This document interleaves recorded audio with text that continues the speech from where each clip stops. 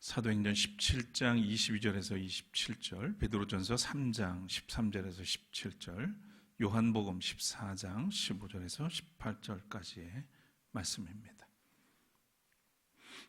먼저 사도행전 17장 22절부터 읽겠습니다.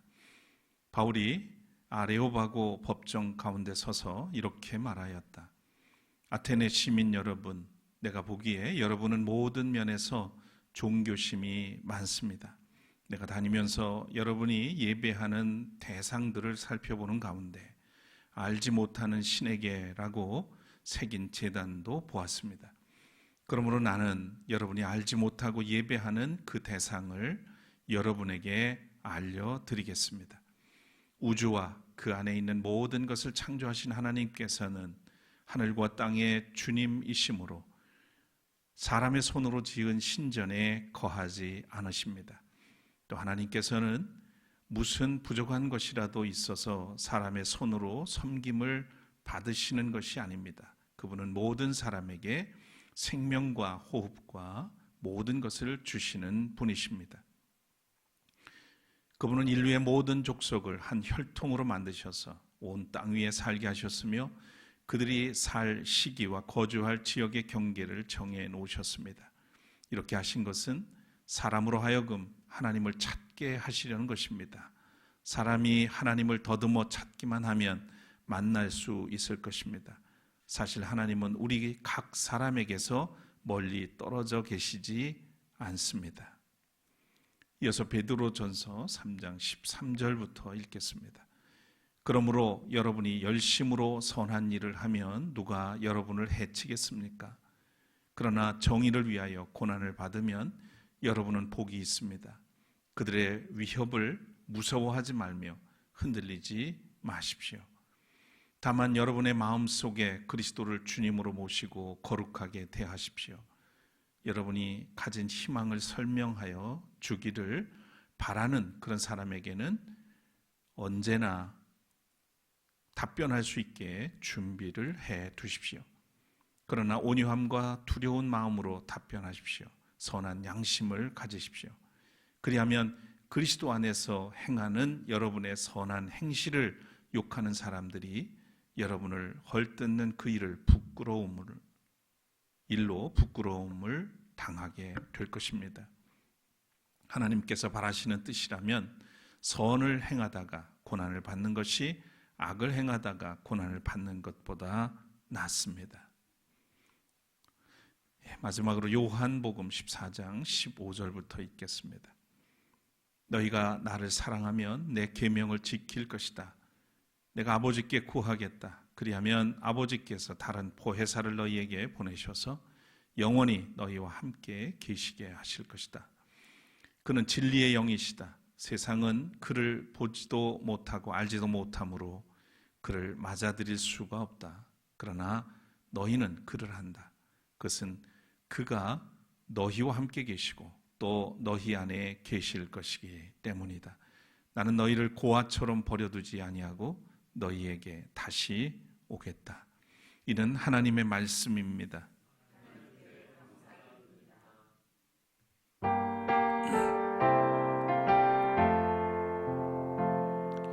할렐루야, 할렐루야, 할렐루야, 아멘. 자리에 앉으시겠습니다. 우리가 지난 주일에 김기석 목사님을 모시고 함께 은혜로운 예배를 드렸습니다. 지난 주일에는 자리가 꽉 찼었습니다. 아주 모처럼. 오늘 제가 아침에 교회로 나오는데 얼마나 햇살이 화창하기도 하고 따사롭기도 하고 말할 수 없는 축복을 받는 느낌, 그런 느낌으로 교회에 왔습니다. 아마 이런 날은 예배당에서 예배드리는 것보다 또 자연 속에서 예배드리고 싶은 그런 마음들도 많이 생기지 않을까 싶습니다. 오늘은 어버이 주일입니다. 하나님께서 가정을 세우시고 그 가정에 자녀를 허락하셔서 부모로서 책임을 감당하도록 하셨습니다. 그 책임의 무게만큼 사랑도 부모의 사랑도 비례하는 것 같습니다. 그래서 부모의 은혜를 가리켜 하늘보다 높고 바다보다 깊다고 그렇게 표현한 것 같습니다. 여러분도 기억하시겠습니다만 몇 해 전에 한 마을 어귀에 붙었던 현수막이 있었죠. 꽃으로 퉁칠 생각하지 마라. 어느 부모님이 적어놨는지 모르겠지만 이 어버이날에 꽃으로 퉁칠 생각하지 마라 이렇게 적어놓은, 그래서 주목을 끌었던 현수막이 있어요. 이젠 카네이션 꽃 한 송이 가슴에 달아드리는 일조차 어색해진 그런 시대가 되어가고 있는 것 같습니다. 어쨌든 부모는 꽃보다 아름답습니다. 가벼이 여길 수 없는 부모님의 그 사랑과 은혜, 그 부모님을 통해서 나에게 생명을 허락하신 하나님을 기억하면서 예배드리는 오늘이어야 하겠습니다. 이 땅의 모든 어버이를 축복합니다. 그리고 오늘 예배에 함께 하신 여러분들에게 주님의 평강이 늘 함께 하시기를 기원합니다.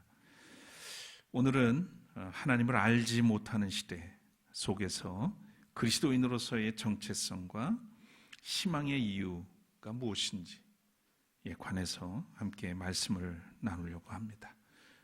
먼저 하나님 앞에 찬양 올리겠습니다.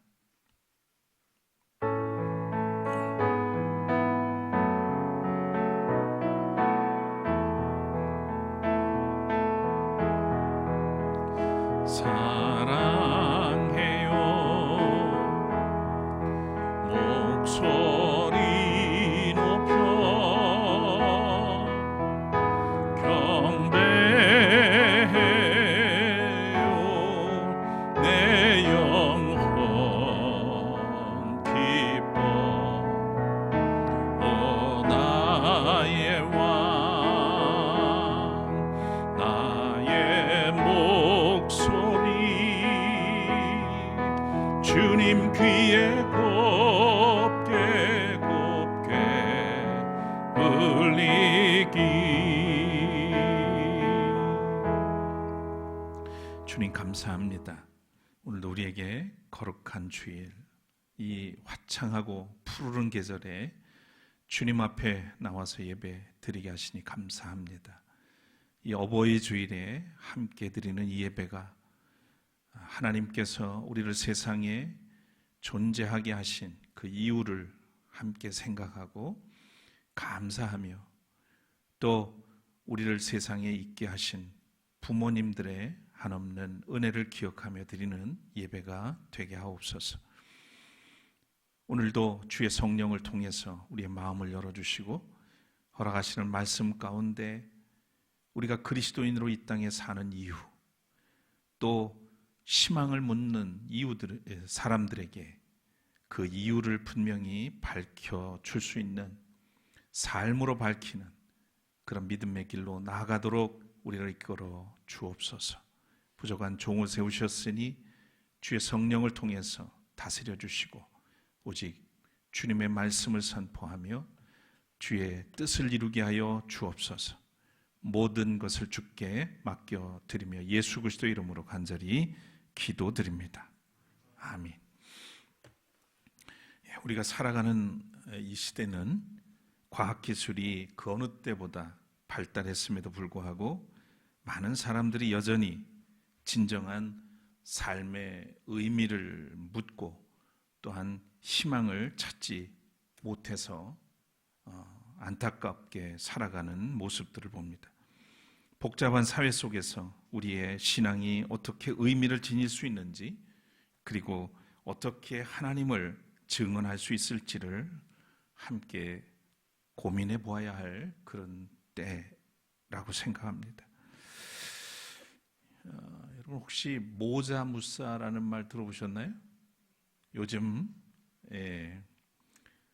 절찬 이렇게 방영 중인 드라마가 하나 있습니다. 모두가 자신의 무가치함과 싸우고 있다라는 제목의 드라마죠. 나의 아저씨 또 나의 해방일지의 작가 박혜영 작가가 또 쓴 작품입니다. 등장 인물들이 저마다 아픔과 상처를 안고 살아가는 그런 모습들을 보게 되고요. 그 억눌림과 가시돋친 타인의 시선과 또 치열하게 싸우면서 성장해가는 그런 이야기입니다. 모두가 자신의 무가치함과 싸우고 있다라고 하는 이 말은 모두가 자신의 존재 가치를 증명하며 살고 있다라고 하는 말로도 바꿔서 생각해 볼 수 있죠.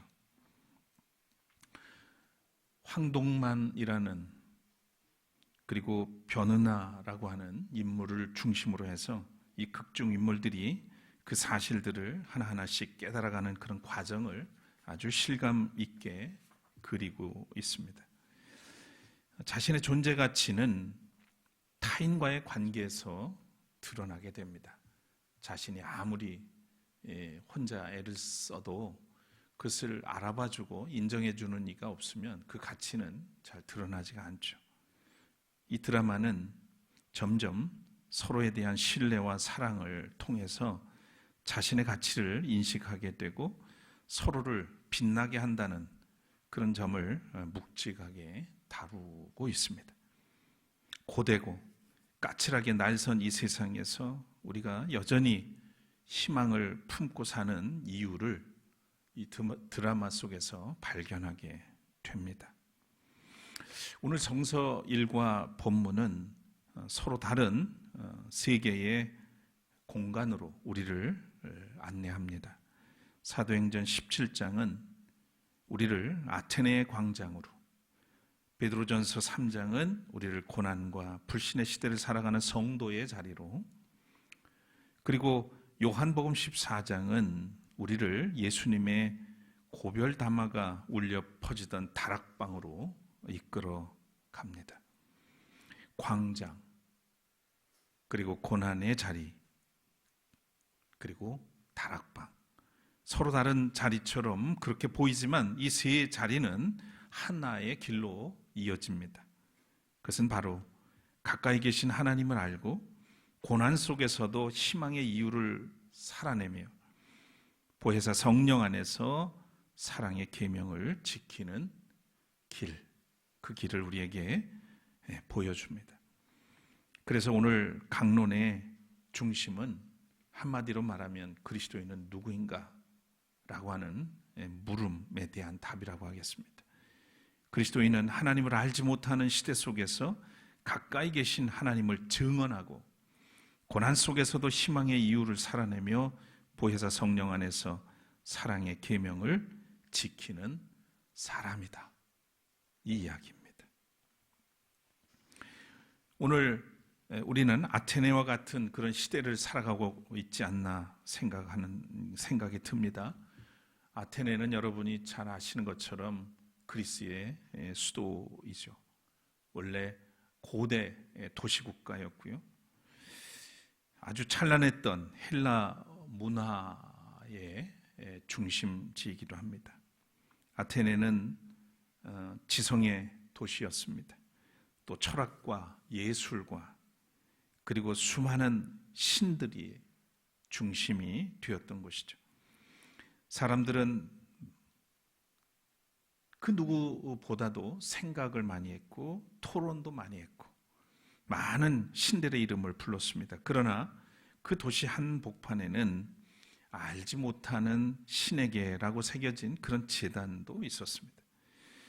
아테네 사람들은 많이 다른 사람들에 비해서도 많이 알았지만 참 하나님을 알지 못했고요.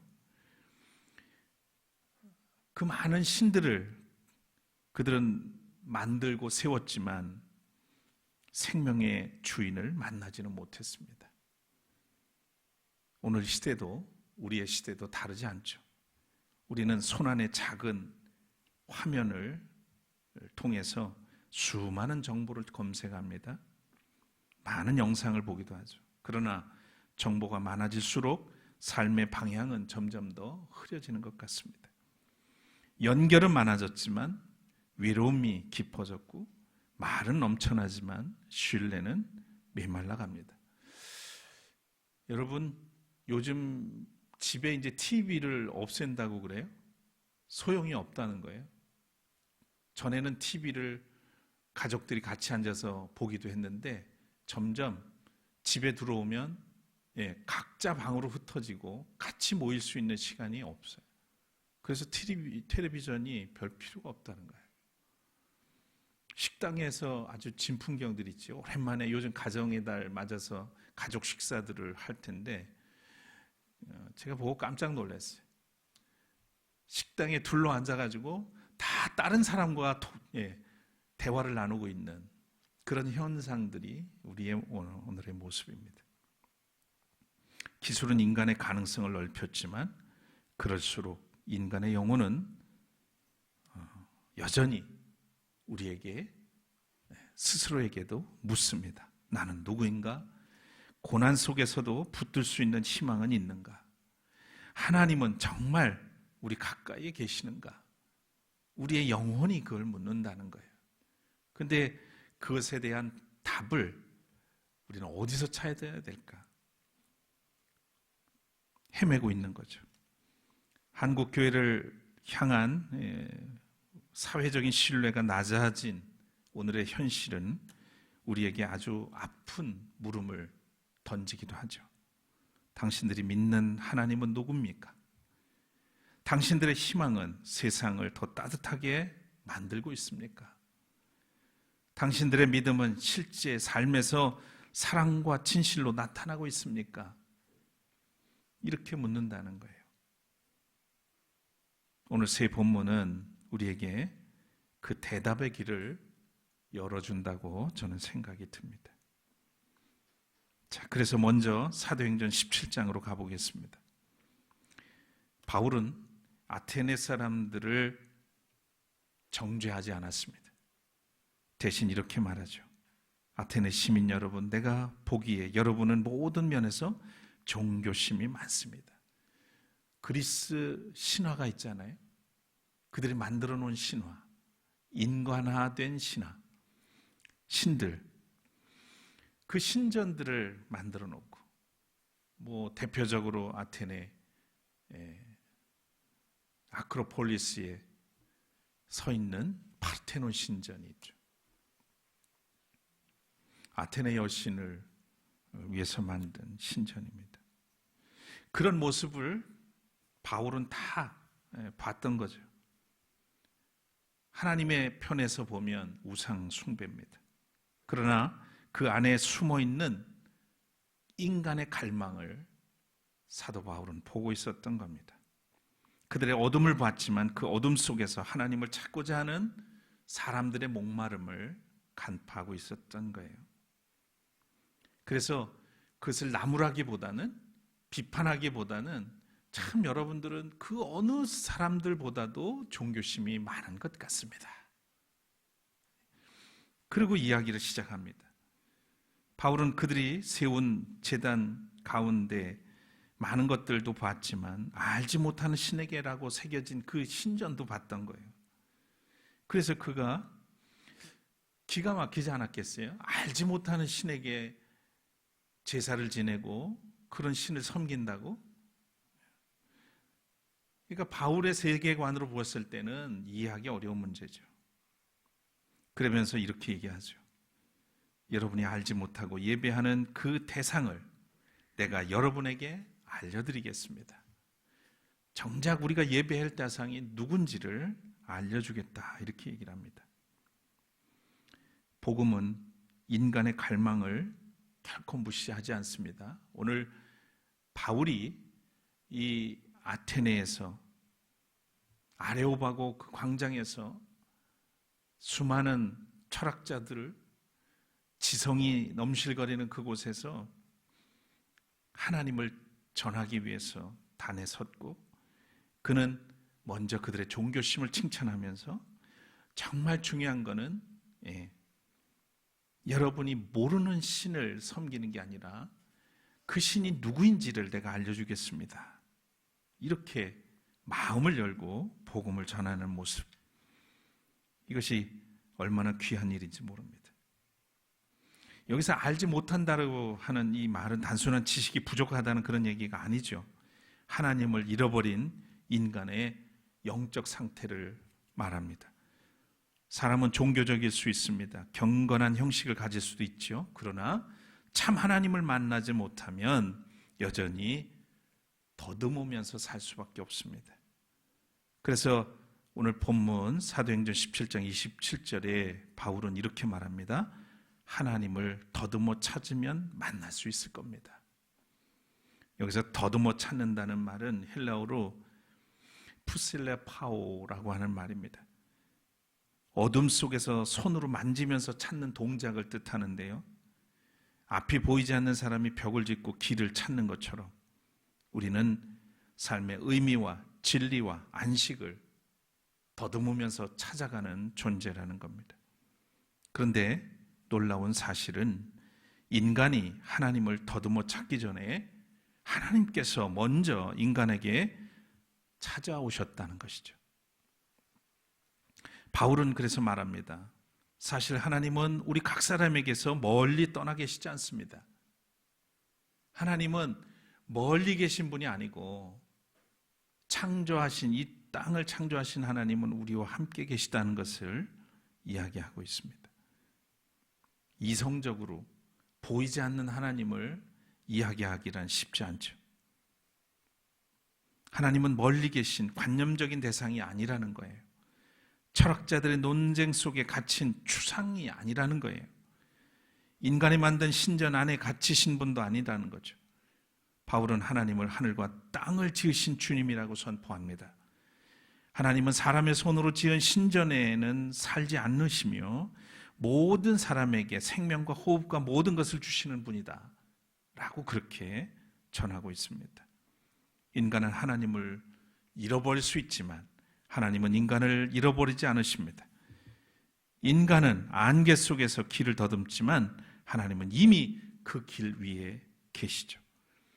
복음은 안개 속에서 새 길을 발명하는 것이 아니라 이미 우리 가까이 계신 하나님을 알아보게 하는 빛과 같습니다. 그래서 교회는 이 시대를 단지 정죄하기 전에 그 깊은 갈망을 보아야 합니다. 사람들은 성공이라는 이름으로, 인정이라는 이름으로, 안전과 위로라고 하는 이름으로 영혼의 빈자리를 채우려고 하죠. 그러나 그 모든 갈망의 깊은 자리에는 하나님을 향한 그리움이 있습니다. 하나님을 향한 그리움.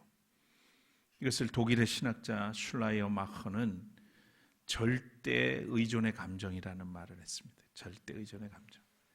그러니까 사람이라고 하면 하나님으로부터 이 땅에 존재하는 모든 생명, 그 사람들은 고향 같은 것을 그리워하죠. 그게 어디겠어요? 하나님의 손. 절대자에 대한 의존의 감정이 있다. 하나님을 향한 그리움입니다.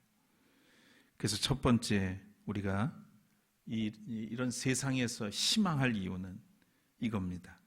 우리가 하나님을 잃어버린 시대를 사는 것 같아도 하나님은 우리를 버리지 않으셨다는 것, 그리고 인간은 하나님을 더듬어 찾지만 하나님은 이미 우리 가까이에 계시다는 이 사실, 이것이 우리의 첫 번째 세상 속에서 살아가면서 희망해야 할 이유라는 겁니다. 다음으로 베드로전서 3장으로 가보겠습니다. 베드로전서의 성도들은 평온한 그런 세상을 살지 않았습니다. 다 아시는 것처럼 초대교회 시절에 많은 박해가 있었죠. 고난의 삶이었습니다. 그저 예수를 주님으로 모시고 사는 것 때문이죠. 그들은 흩어진 나그네와 같았고 소수자였고 오해받는 그런 사람들이었습니다.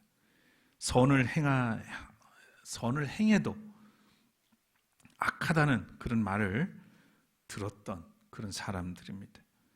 그래서 베드로는 정의를 위하여 고난을 받으면 복이 있습니다 라고 이야기를 합니다. 또 여러분의 마음속에 그리스도를 주님으로 모시고 거룩하게 대하십시오 라고 권면하기도 하죠. 여기서 주님이라고 하는 고백은 단순한 종교적인 호칭이 아니에요. 사회의 압박보다, 사람들의 평가보다, 시대의 흐름보다 그리스도를 더 높은 주권자로 모시는 삶을 의미합니다. 그리고 베드로는 15절에 아주 유명한 말을 합니다. 여러분 속에 있는 희망에 관하여 설명을 요구하는 사람에게는 언제나 답변할 수 있게 준비를 해 두십시오 그랬어요. 근데 그 답변을 어떻게 하느냐? 온유함과 두려운 마음으로 하십시오. 그리고 선한 양심을 가져라. 이렇게 이야기를 합니다. 베드로가 희망을 변증하는 것은 이런 겁니다. 그리스도인은 세상을 이기려고 소리치는 사람이 아니라 하나님 앞에서 선한 양심을 지키며 온유하게 희망을 보여주는 사람이다라는 거죠. 떠들썩하게, 요란하게, 그게 아니라는 거예요. 온유하게, 선한 양심을 가지고 세상에 희망을 보여주는 사람, 그런 사람이 바로 그리스도인이라고 이야기를 합니다. 선한 양심을 가지라고 얘기합니다. 희망은 말로 설명할 수 있어야 하지만 삶으로도 보여줘야 한다는 거죠. 복음이 참되다면 그 복음은 선한 양심과 온유한 삶으로 드러나야 한다는 그런 뜻이 되겠습니다. 이 대목에서 떠오르는 사람들이 있습니다. 저는 다니엘을 떠올리게 됩니다. 남유다가 바벨론에 짓밟힌 후에 다니엘은 바벨론 제국의 한 복판에서 살아가게 되죠. 성전은 무너졌고 포로가 되었고 하나님의 백성들은 그 낯선 땅으로 끌려갑니다. 거기서 다니엘은 분노로 자신을 잃지 않았다는 점에 주목합니다. 이 젊음을 가진 사람들이 사실 그런 자리에서 포로로 산다는 게 쉬운 일은 아니죠. 흥분할 수 있고 분노할 수 있고, 우리가 모세 이야기도 알잖아요. 같은 히브리 사람을 죽이는 이집트인을 보고 가만히 있을 수 없었죠. 분을 참지 못하고 죽인 사건이 있었습니다. 근데 다니엘은 오늘 그런 포로로 잡혀가서 물론 왕의 식탁에 앉아서 먹을 수 있는 그런 자리에도 있었지만 절대 이 다니엘은 그런 왕궁의 언어를 배웠음에도 불구하고 변함없이 하나님을 향한 기도의 창문을 닫지 않습니다. 그는 분노하지 않았고 또 타협하면서 그의 영혼을 팔지도 않았습니다. 오직 중심을 하나님께 뒀죠. 많은 사건들이 있었습니다. 사람들이 그를 고발하려고 했지만 그의 삶은 흠을 찾을 수 없었죠. 다니엘의 증언은 그런 점에서 보면 그런 위기 속에서도 전혀 요란하지 않았습니다. 바벨론에 이은 페르시아 제국의 왕들에게까지 신임을 받게 되고, 그래서 백성들과 함께 귀환하는 그런 은혜도 얻게 됩니다. 다니엘은 그 하나님을 신뢰했습니다. 그리고 그의 삶은 분명했습니다. 그는 바벨론 한복판에서 희망의 이유를 그야말로 멋지게 살아낸 사람 중 하나였습니다. 오늘 우리에게도 이런 증언이 필요하다는 얘기입니다. 우리 주변에도 이렇게 같이 살아가다 보면 이상하게 화가 많은 사람이 있어요. 그죠? 막 들끓는 사람이 있어요. 같이 옆에 있기가 불안한 사람들이 많습니다. 우리는 가정에서 또 일터에서 교회에서 지역사회에서 우리의 삶이 질문을 불러일으켜야 된다는 생각을 하게 됩니다. 어떻게 저 사람은 억울한 일을 당하고도 저렇게 품위를 지킬 수 있을까? 어떻게 저 사람은 손해를 보면서도 정직을 선택할 수 있을까? 어떻게 저 사람은 세상이 거칠어져도 온유함을 잃지 않을까? 이런 질문을 유발할 수 있는 우리의 삶이 되어야 하지 않을까 하는 거예요. 그때 우리는 이렇게 말할 수 있어야 되겠죠. 내 안에 희망이 있기 때문입니다. 그 희망은 내 성품에서 나온 것이 아니죠. 그리스도에게서 온 겁니다. 가까이 계신 하나님이 나를 버리시지 않으셨기에 가능한 거죠. 여러분, 희망의 이유는 말로 설명되는 게 아닙니다. 희망의 이유는 삶으로 살아내서 그 삶에서 흘러나오는 거예요. 그리스도인의 능력은 큰 목소리가 아니라 더 진실한 삶입니다. 더 날카로운 논리가 아니라 더 선한 양심입니다. 더 화려한 구호가 아니라 온유한 사랑입니다.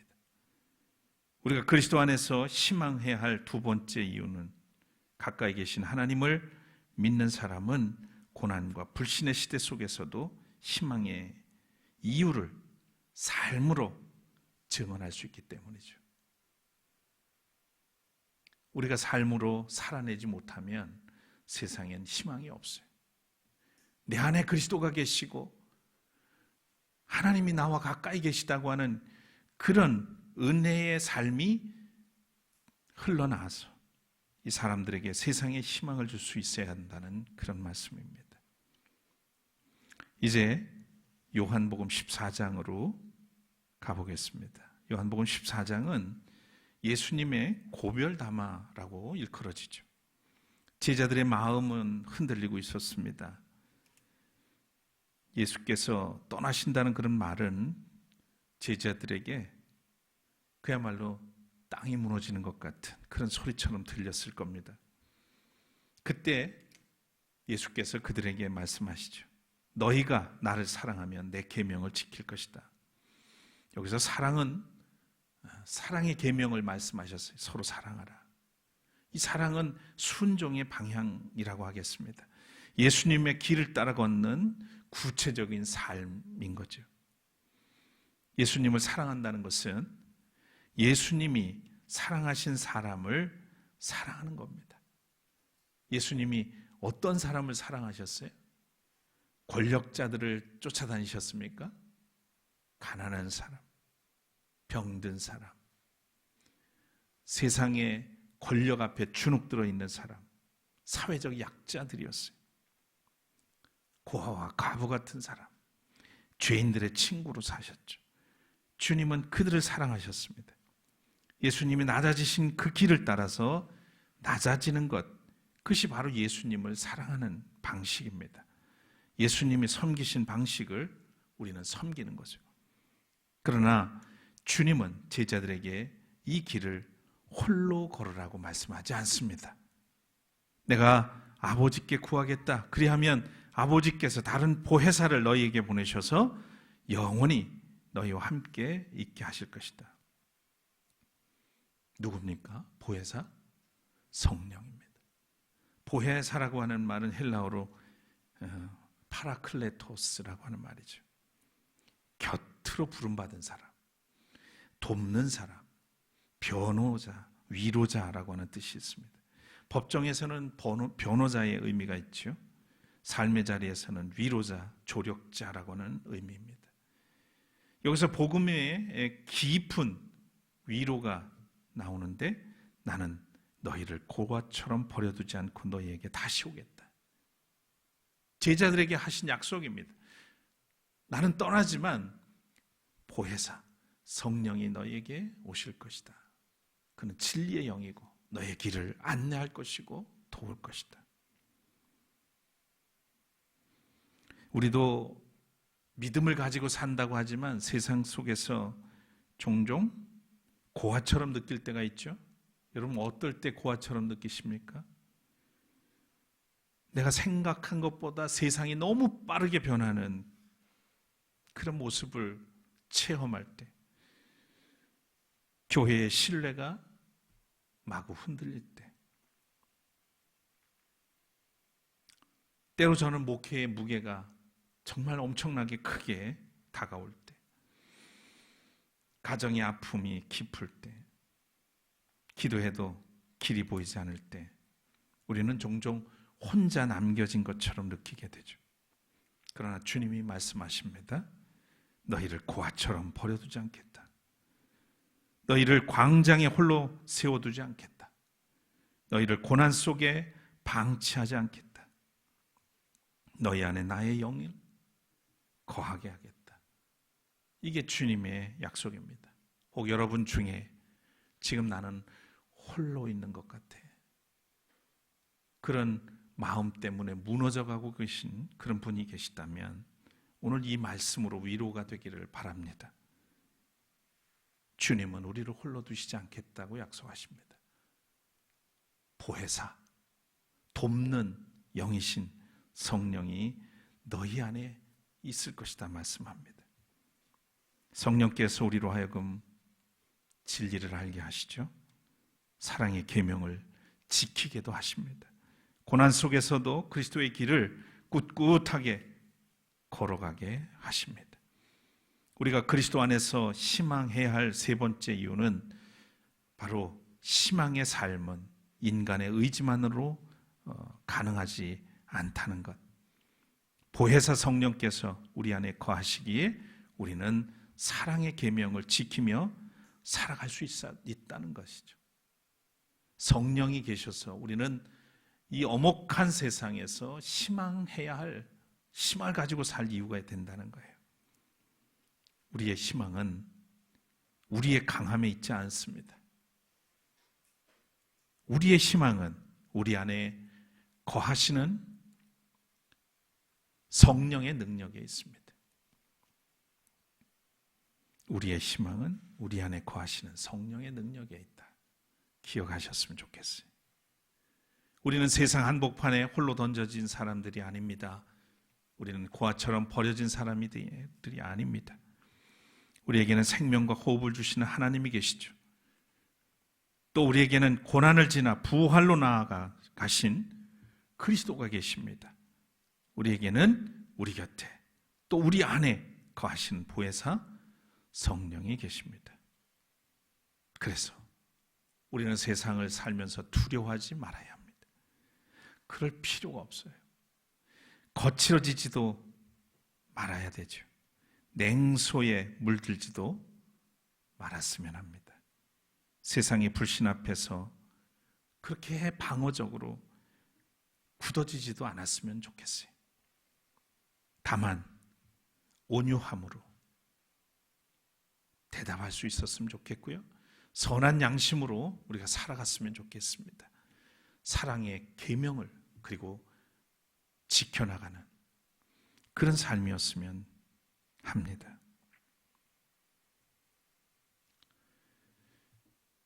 가까이 계신 하나님을 그래서 우리의 삶으로 증언하는 성도, 그것이 바로 주님이 원하시는 삶입니다.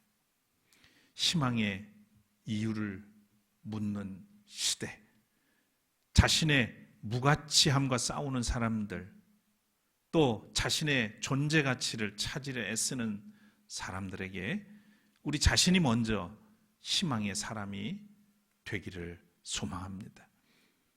우리가 말보다 우리의 삶으로, 주장보다 우리의 온유함으로, 또 예배보다 우리의 사랑으로 가까이 계신 하나님을 증언하는 성도 되시기를 바랍니다. 보혜사 성령과 함께 이 시대 희망을 묻는 세상을 향해서 사랑의 실천으로 응답하고 삶으로 증언하는 우리 샘터 가족들 되시기를 축원합니다. 거듭의 기도 드리겠습니다.